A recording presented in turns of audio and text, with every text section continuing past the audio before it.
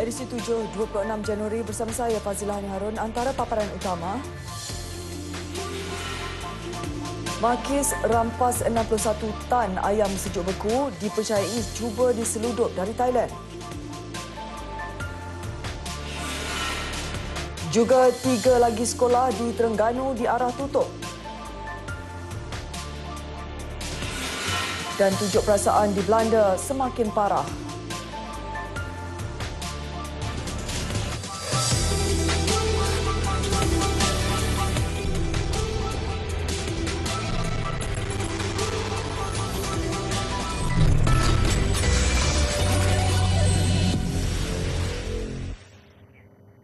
Assalamualaikum dan salam sejahtera.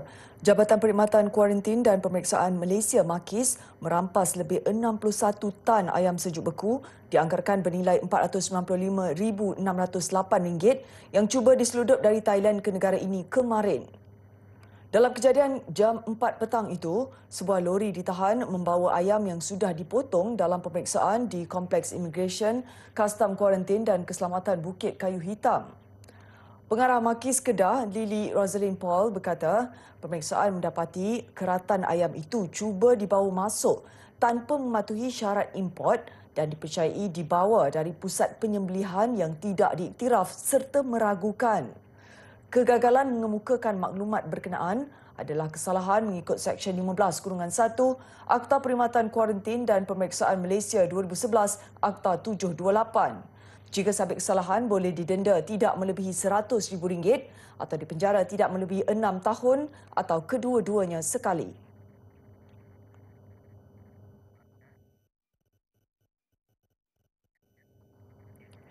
Agensi Kawalan Sempadan AKSEM membongkar kegiatan memproses air ketum di sebuah rumah di Kampung Mawar dekat Kok Mar, Padang Besar Perlis jam 2.20 petang semalam. Seorang lelaki berusia awal 20-an ditahan selepas didapati menjadikan kediaman itu sebagai markas ketum. Komander AKSEM Perlis, Deputy Superintendent Rozi Abdul Hassan berkata, sewaktu serbuan, lelaki berkenaan sedang memunggah bekalan daun ketum yang dikutip dari kawasan sekitarnya masuk ke dalam rumah berkenaan. Turut ditemui bungkusan air ketum yang disimpan di dalam tong ais dipercayai diproses dan dimasak sendiri. Sebanyak 214 bungkus air ketum dan 420 kilogram daun ketum serta 217 botol ubat batuk dirampas. Nilai keseluruhan rampasan termasuk kenderaan dianggarkan bernilai RM90,720. Setakat ini, AKSEM masih menyiasat sumber bekalan ubat batuk yang diperoleh suspek. Kes disiasat mengikut Seksyen 30-3 Akta Racun 1952.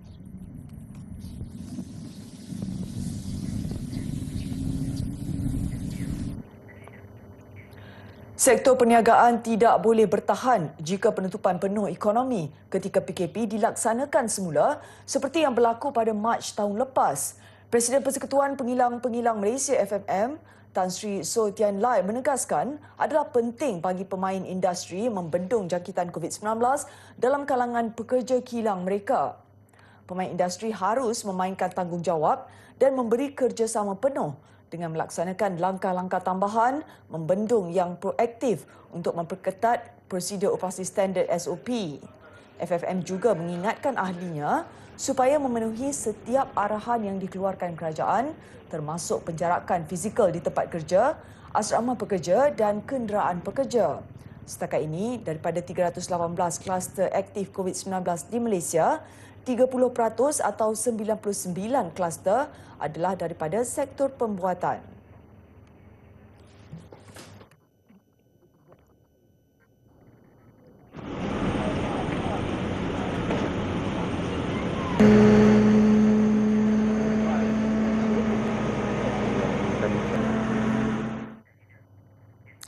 Tiga lagi sekolah rendah di Terengganu diarah tutup selama 7 hari bermula semalam hingga 31 Januari susulan terdapat kaki tangan sekolah yang disahkan positif COVID-19.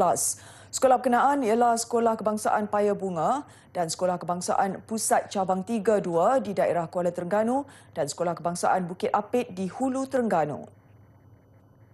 Pengarah Jabatan Kesihatan Negeri Terengganu, Dr. Nur Azimi Yunus berkata, penutupan sementara itu bagi membolehkan kerja-kerja sanitasi dilakukan mengikut Seksyen 18-1-D Akta Pencegahan dan Pengawalan Penyakit Berjangkit 1988 bagi mengelak penularan penyakit berjangkit. Sehubungan itu, semua aktiviti dalam kawasan sekolah perlu ditangguhkan. Sebelum ini, 12 sekolah di daerah Kuala Terengganu juga diarah tutup bagi proses sanitasi. Dalam pada itu, Dr. Nur Azimi melahirkan kebimbangan berikutan nilai kebolehjangkitan di negeri berkenaan adalah tertinggi buat masa ini. Penggunaan katil oleh pesakit COVID-19 di 3 hospital di Sabah mencapai kapasiti lebih 80%. Menteri Kerajaan Tempatan dan Perumahan Negeri, Datuk Seri Masidi Manjun berkata, Hospital Lahad Datu kini mencapai tahap 91.4%, membabitkan seramai 128 pesakit. Bagaimanapun, menurutnya, hospital yang mempunyai bilangan pesakit paling ramai ialah di Hospital Queen Elizabeth dengan 393 orang atau 80.2% daripada kapasiti katil untuk pesakit COVID-19. Satu lagi iaitu Hospital Keningau setakat hari ini masih merawat seramai 36 pesakit COVID-19 turut mencatat kadar penggunaan katil yang tinggi iaitu 80%. Manakala hospital yang merekodkan penggunaan katil terendah iaitu Hospital Kudat yang setakat ini masih merawat 7 pesakit atau mencapai kapasiti 24.1%. Secara keseluruhan, Sabah merekodkan sebanyak 348 kes baru positif COVID-19 dengan 3 kematian semalam. Masing-masing 2 disandarkan dan 1 di Beaufort menjadikan jumlah kumulatif mencecah 47,139 kes. Arahan baru penggunaan sistem pesawat tanpa pemandu UAV atau drone dijangka diumumkan bulan depan. Timbalan Ketua Pegawai Eksekutif Kawal Selia Pihak Berkuasa Penerbangan Awam Malaysia CAAM, Zainul Abidin Maslan berkata, penguatkuasaan peraturan baru akan memerlukan proses berulang-ulang seperti pendaftaran, kebenaran dan pengawasan bagi meraih masa depan yang cerah dalam industri drone di Malaysia. Tambahnya, proses-proses lain perlu dilakukan secara dalam talian atau menerusi platform pengurusan trafik tanpa pemandu. Jelasnya, peraturan baru itu nanti turut menyediakan panduan yang mencukupi bagi memastikan hanya pengendali yang cekap mempunyai hak dan kelulusan untuk mengendalikan drone bagi kegunaan industri. Beliau berkata demikian pada sidang kemuncak UAV Maya Pertama Dunia 2021 yang disertai kira-kira 300 peserta dengan pelibatan penceramah dari pelbagai negara seperti China, Jepun, Greece, Romania, Perancis dan Belgium. Industri sawit negara paling terdedah kepada isu kekurangan buruh dan penularan COVID-19 dalam kalangan pekerja asing sekaligus memberi kesan ketara kepada pengeluaran. Institut Penyelidikan Khazanah KRI dalam laporan terbarunya berkata, kekurangan buruh memberi kesan lebih parah berbanding penurunan harga global, baik bagi syarikat peladangan mahupun kebun kecil. Pengurangan buruh sebanyak 30% daripada paras masa akan menyebabkan pengeluaran komoditi itu susut hampir separuh. Pengurangan sehingga 80% pula akan menyebabkan keruntuhan sistem memandangkan pengeluaran hanya mencapai 1/5 daripada paras biasa. Justru pemain industri disaran akur sepenuhnya prosedur operasi standard SOP, memperbaiki perumahan pekerja dan menerapkan pendigitalan untuk mengurangkan keperluan tenaga kerja manusia.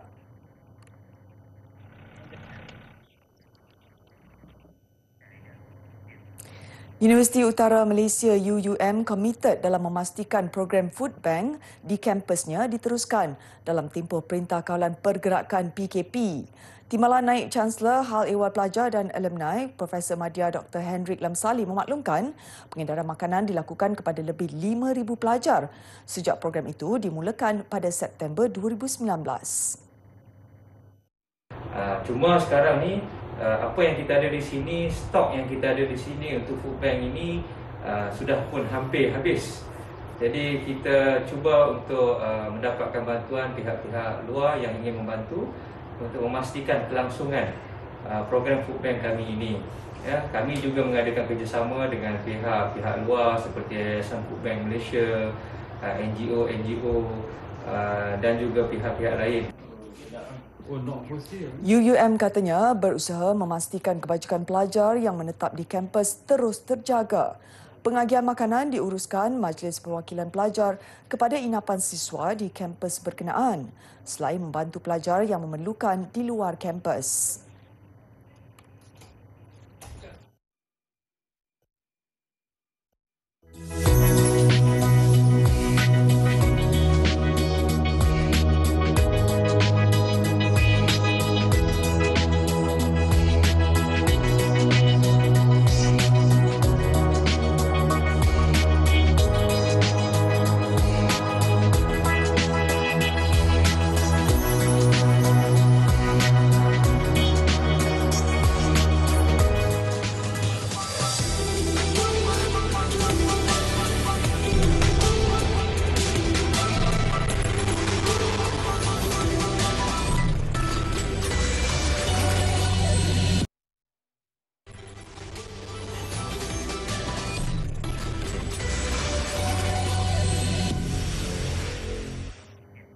Bertemu kembali laporan antarabangsa.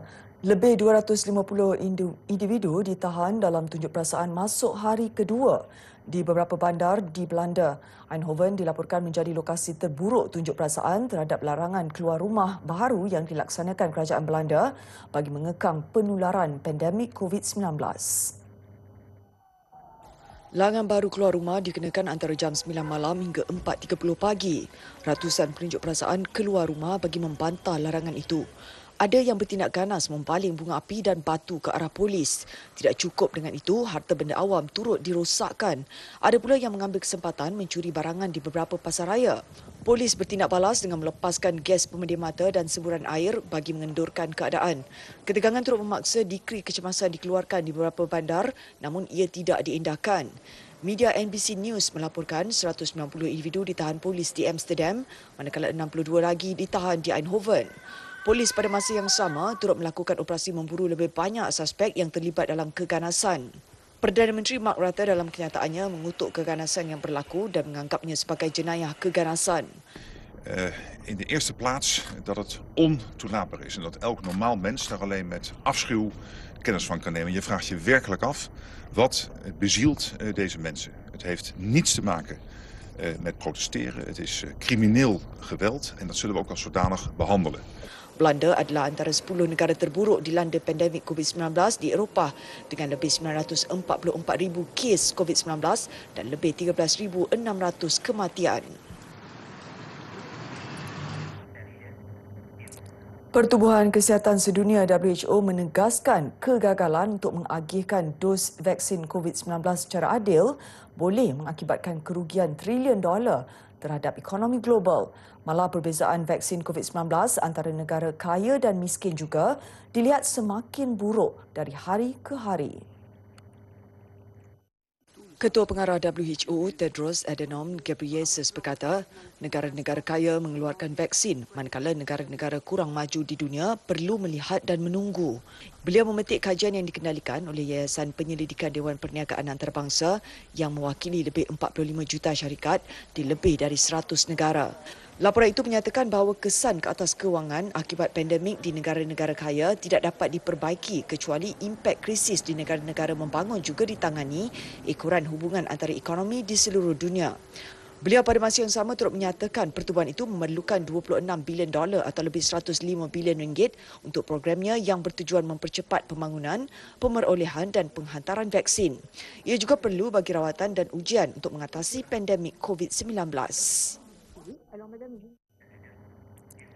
Kajian makmal menunjukkan vaksin COVID-19 berkesan dalam melawan varian baru yang dikesan di United Kingdom dan Afrika Selatan. Ia hasil kajian makmal yang dibuat firma bioteknologi Amerika Syarikat Moderna. Ketua Pegawai Eksekutif Moderna, Stefan Bancel berkata, data baru memperkukuhkan keyakinan mereka bahawa vaksin Moderna COVID-19 sepatutnya melindungi orang ramai dari varian baru yang dikesan. Syarikat itu juga katanya akan membuat ujian tambahan kali kedua dan sudah memulakan kajian praklinikal terhadap perangsang vaksin khusus untuk varian Afrika Selatan. Laporan itu bagaimanapun mendedahkan terdapat pengurangan 6 kali ganda dalam tahap penetralan antibodi yang dihasilkan bagi melawan varian itu. November lalu, varian baru B117 pertama kali dikesan di United Kingdom. Ia diikuti dengan penemuan varian Afrika Selatan B1351 sebulan selepas itu. Penemuan kedua-dua varian yang mempunyai kadar jangkitan yang tinggi itu sekaligus menimbulkan kegusaran pelbagai pihak di seluruh dunia.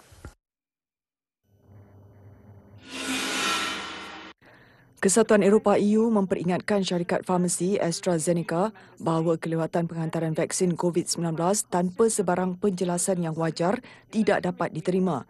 Pesuruhjaya Kesihatan Stella Kyriakides berkata, kesatuan itu turut menerima tekanan kerana kekurangan bekalan vaksin bagi 27 negara bloknya. Justru beliau tidak teragak-agak untuk mengambil pendekatan penting bagi melindungi rakyat di blok terbabit. Pada masa yang sama, beliau turut mencadangkan mekanisme baru bagi meningkatkan kawalan ekspor dari blok terbabit. EU yang mempunyai kepadatan 450 juta penduduk mencatatkan lebih 400 kematian sejak pandemik COVID-19 bermula. Perdana Menteri Itali Giuseppe Conte mengumumkan peletakan jawatannya yang berkuat kuasa hari ini dipercayai dalam usaha untuk menubuhkan kerajaan baru selepas pergolakan politik selama berminggu-minggu di negara itu. Pejabat Perdana Menteri mengesahkan Conte mengadakan mesyuarat kabinet dan memberitahu barisan menteri hasratnya untuk berkunjung ke Quirinale bagi menyampaikan peletakan jawatannya itu. Media dalam laporannya menjangkakan Conte akan mendapatkan mandat baru bagi membentuk kerajaan dalam mentadbir Itali yang sedang berperang dengan COVID-19. Sehingga kini lebih 85,000 penduduk di Itali terkorban sekaligus melumpuhkan ekonomi negara itu. Gabungan Pakatan yang mentadbir Itali sebelum ini berdepan perpecahan sejak bekas Perdana Menteri Matteo Renzi meninggalkan partinya Italia Viva pada 13 Januari lalu. Conte dapat bertahan dengan undi percaya di Parlimen minggu lalu tetapi gagal mendapatkan majoriti di Senat sekaligus menyebabkan kerajaan yang dibinanya lemah. Peletakan jawatannya dilakukan menjelang pemilihan utama reformasi kehakiman akhir minggu ini di mana penganalisis berpendapat kerajaan berisiko berdepan kekalahan. Salji tebal mencetuskan masalah trafik kepada penduduk di Nebraska, Amerika Syarikat. Ia turut mengakibatkan beberapa pusat ujian COVID-19 terpaksa ditutup awal selain 200 insiden termasuk kemalangan jalan raya. Ribut yang bermula semalam di bahagian tengah negeri ini dijangka bakal melanda wilayah tengah Kansas hingga ke Chicago serta selatan Michigan. Beberapa jalan raya terpaksa ditutup dan usaha membersihkan laluan dijalankan kira-kira 100 pekerja pembersihan. Pihak berkuasa tempatan turut menasihati penduduk agar tidak mengelakkan sebarang perjalanan tidak penting.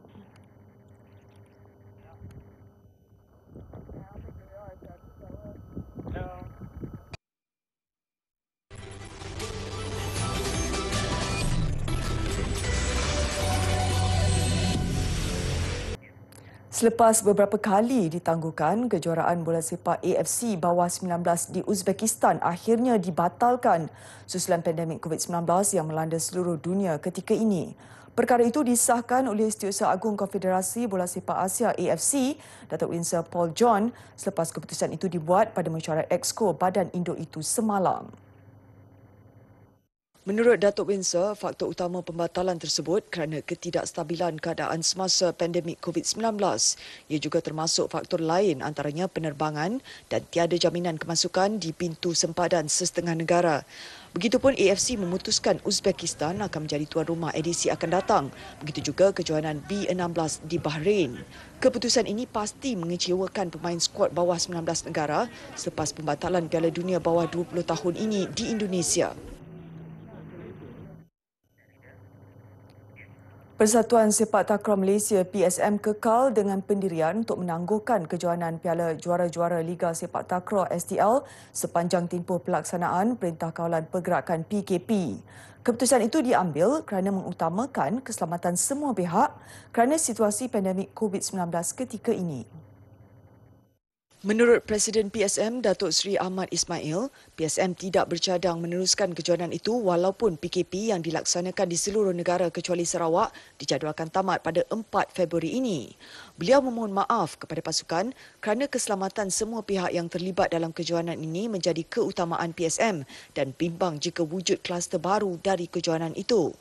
Sebelum ini, saingan Piala Juara-Juara STL yang berlangsung di Iskandar Puteri Johor dari 10 hingga 16 Januari telah ditangguhkan sebagai mematuhi arahan kerajaan berhubung pelaksanaan PKP di 6 negeri bermula 13 hingga 26 Januari.